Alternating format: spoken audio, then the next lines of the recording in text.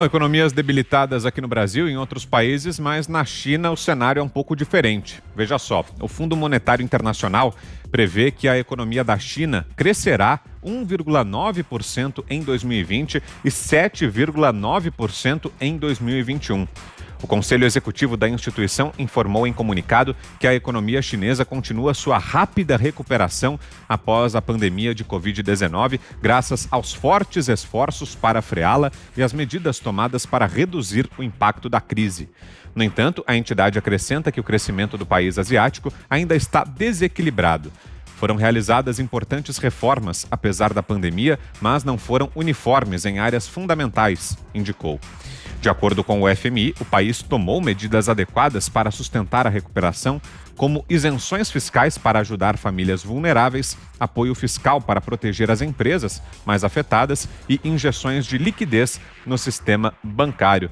Não te causa estranheza isso, Constantino? A China apresentando bons números, com previsão de alta para 2020, alta para 2021, enquanto o restante do mundo e o Brasil também sofrem com essa crise econômica gravíssima? Pois é, Vitor, eu não gosto nunca de alimentar teorias conspiratórias, mas é aquela história, né? Se fosse tudo um grande golpe arquitetado pela ditadura chinesa, não teria sido um resultado muito diferente. Agora, quando a gente fala de China, é muito importante sempre trazer a ressalva de que os números da China não são confiáveis, tanto no lado dos óbitos pelo coronavírus, como no lado econômico. Mesmo, é uma caixa preta. Todo mundo sabe, todos os investidores têm esse problema ao avaliar os números chineses, porque eles distorcem, eles mentem, eles são uma ditadura opaca, sem nenhuma transparência.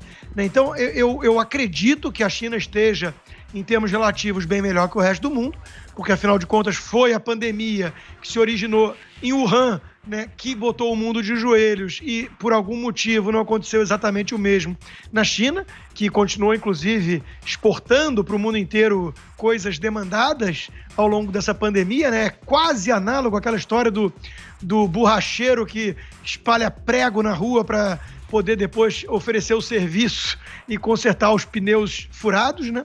Então, a China realmente está tirando proveito disso. Agora, ela tinha, no lado dos Estados Unidos, um presidente muito ciente desse jogo geopolítico duro, né, e que estava com uma estratégia para enfraquecer a grande ameaça que existe hoje ao mundo livre, que é, sem dúvida nenhuma, a China. Agora que vem o governo Joe Biden, há uma expectativa de que isso vá mudar.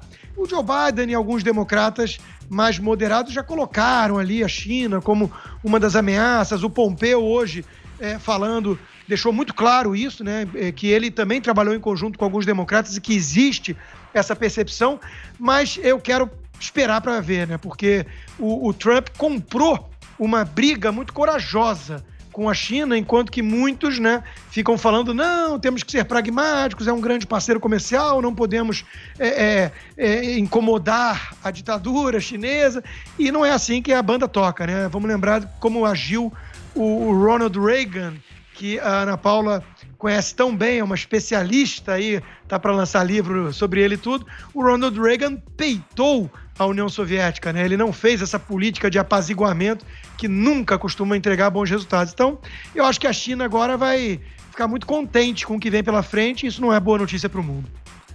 Diga, Ana. Bom, Rodrigo Constantino, economista, deu todo o cenário aí em relação à economia da China, que cresce na pandemia, mas eu conversei com alguns representantes do Partido Democrata essa semana em Washington, e eles relataram que ainda há uma preocupação muito grande na próxima administração Joe Biden em relação, e que era uma preocupação muito grande também no acordo comercial que foi assinado entre Donald Trump e a China em janeiro de 2020, pouco antes da pandemia. A segunda fase não foi assinada, já que a pandemia chegou, e a segunda fase não foi assinada exatamente por causa do roubo de propriedades intelectuais aqui dos Estados Unidos.